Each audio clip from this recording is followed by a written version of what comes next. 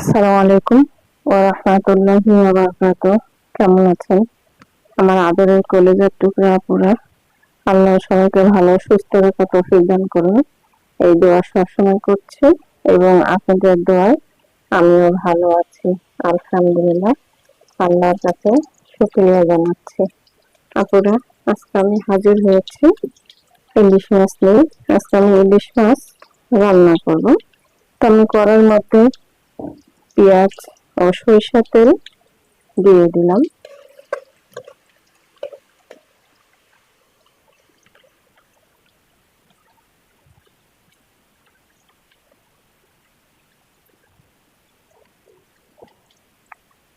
এবারে আমি আস্ত 2টা কাঁচামরিচ দিয়ে দেব।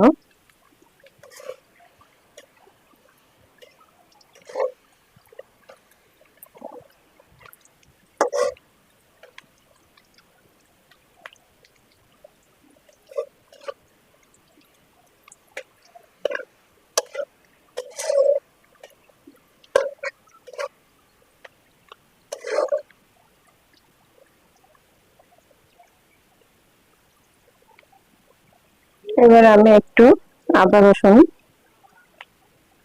বাটা দিয়ে দেব।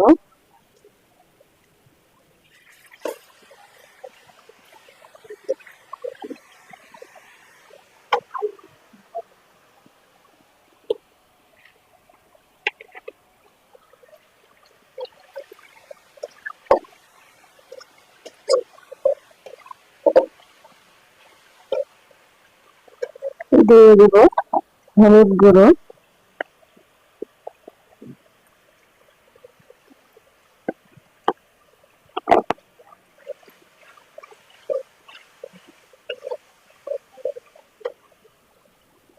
এবং শুকনো মরিচ গুঁড়ো দিয়ে দেব।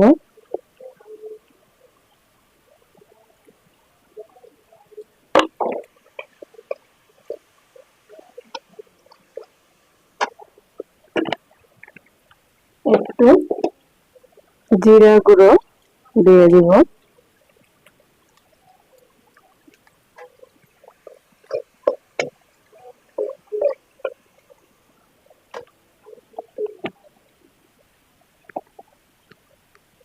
এবারে আমি সামান্য একটু পানি দিয়ে মশলাগুলো কষিয়ে নিব।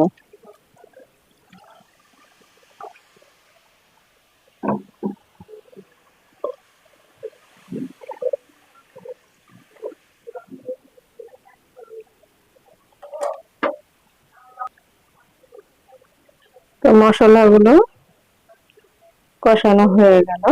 এবার আমি ইলিশ মাছগুলো দিয়ে দেব।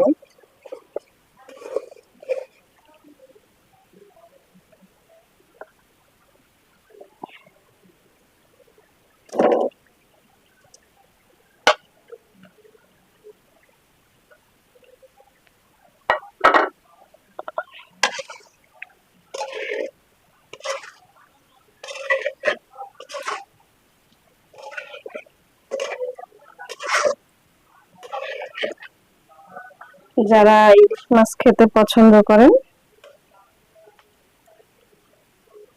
ইলিশ মাছ খাবেন, কারণ ইলিশ মাছে কিন্তু আয়রন, রক্তের শূন্যতা পূরণ করে। আবার অ্যালার্জির জন্য ক্ষতি, আয়রন আছে।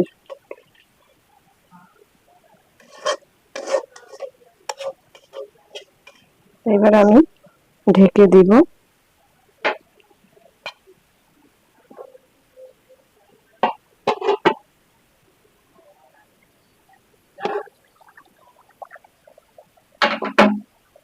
আপুরা, ইলিশ মাছ আমি একটু ঝোল ঝোল করলাম, যেহেতু ইলিশ মাছের ঝোল আমাদের পরিবারের সবাই পছন্দ করে। তো আমার ইলিশ মাছ রান্না তরকারিটা হয়ে গেল। এবারে আমি নামিয়ে নিব।